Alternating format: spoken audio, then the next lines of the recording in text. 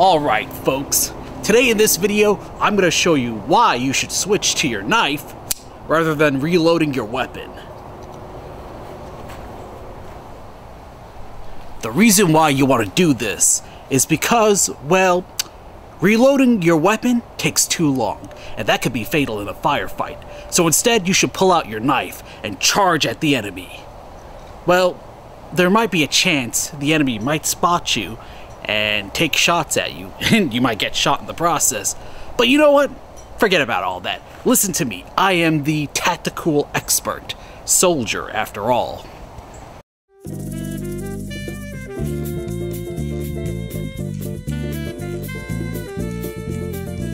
That intro, folks, is a taste of what it's like to view a channel like this one. This is an individual who likes to make tutorial and advice videos based on his service and experience in the US Army. Yeah, about that. Which tutorial videos are genuine? And which videos are stuff that he made up? Well, that might be up to the viewers to figure out. Now, I have made YouTube shorts reacting to this dude before. This video is going to be a full review. Now, let's say, for example, you want to find information on hunting. There are plenty of videos online about hunting. Let's say you want to find information about eating an MRE or meals ready to eat, just for the curiosity of it. There's videos on how to properly eat an MRE. How about camping in the woods? There are videos on the basics of camping. Point is, there's nothing wrong with uploading these types of videos as long as the information is correct. Which, for this channel, where can I begin?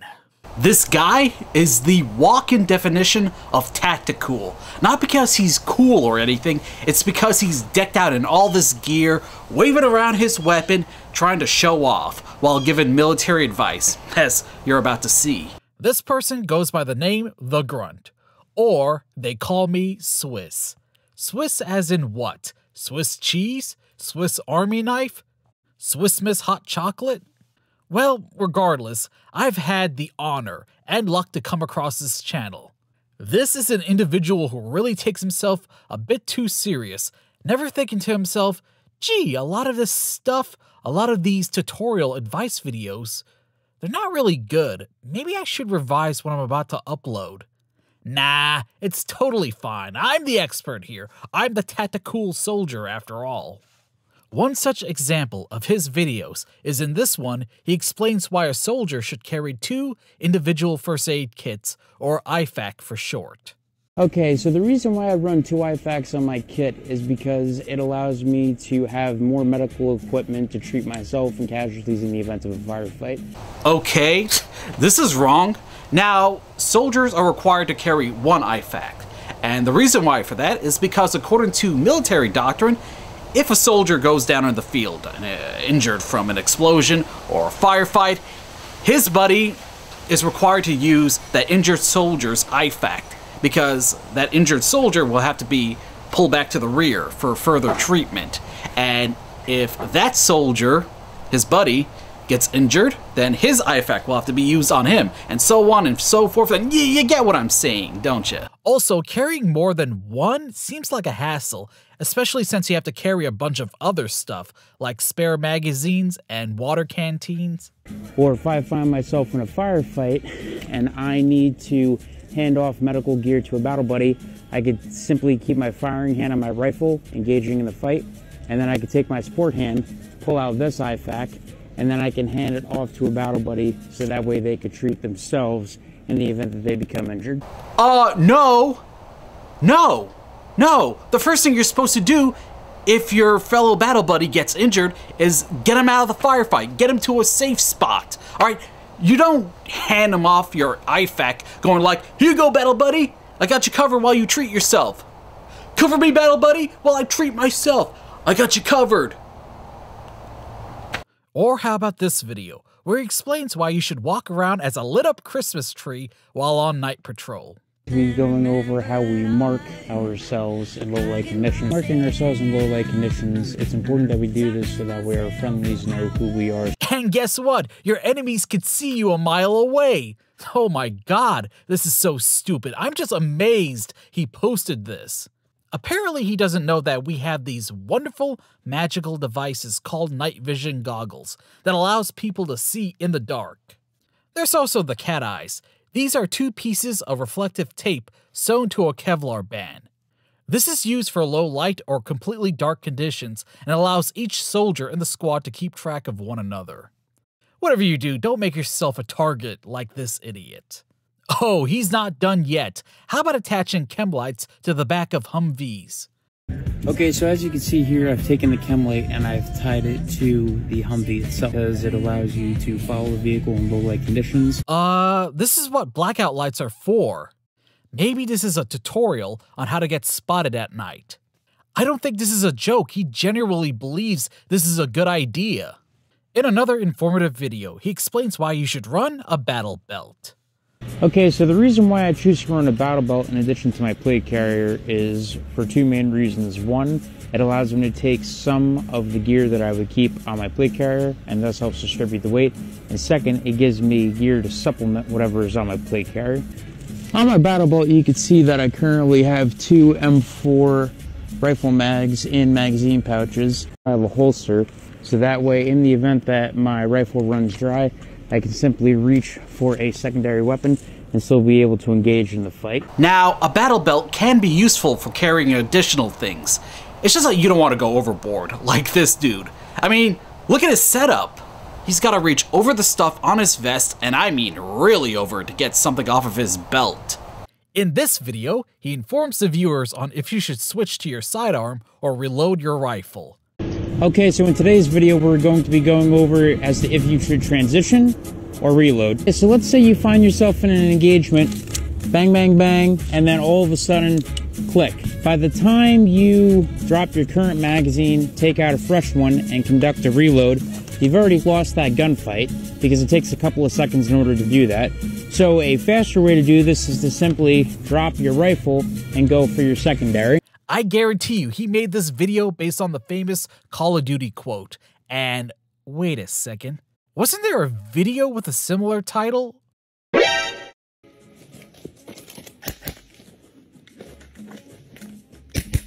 We're going to be going over as to whether you should reload or transition. He uploaded another video with the same subject. What, is he running out of content? Or is he being lazy that he's recycling the same subject video?